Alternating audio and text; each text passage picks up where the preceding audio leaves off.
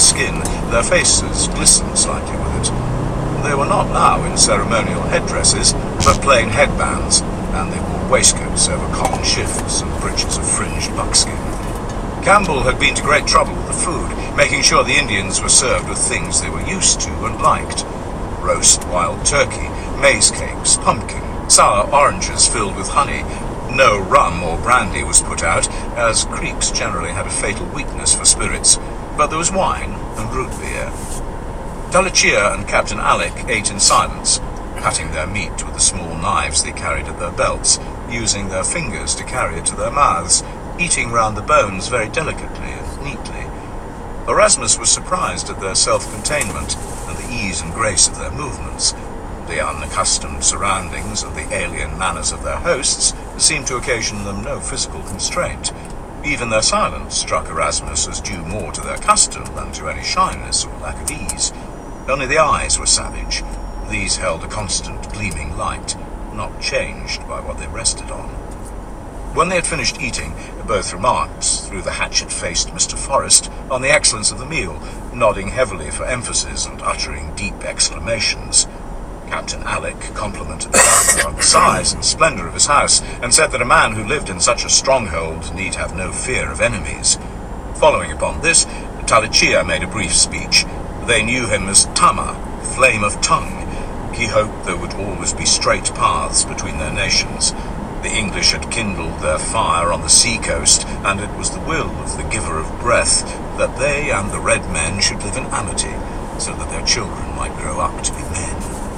In reply, the governor welcomed them to his table, and expressed the hope that there would be further occasions of a similar kind, as Tallachia and Captain Alick were his red brothers, and particularly dear to him, but that the paths could not run straight so long as the red people would not behave generously towards their white brothers in the matter of the land. What was being asked was something they could easily spare, as they knew the ships from Georgia had arrived and now lay at anchor.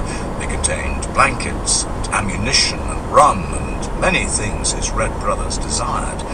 But if they gave no land, they could expect no presents. The great king would ask him what he had got for his presents, and how would he answer? He hoped that Tallachia and Captain Alick, as dear friends and intended large-medalled chiefs, would speak to their people and prevent them from taking the same unconstructive attitudes as they had today. The two Indians listened impassively, but it seemed to Erasmus that the quality of their stillness deepened with the mention of the ships.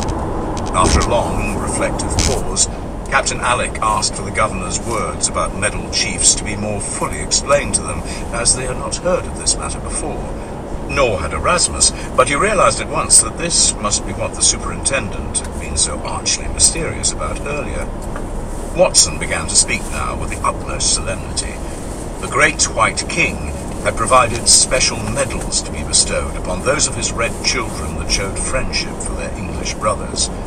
These medals showed the great king's face, and they were of bronze.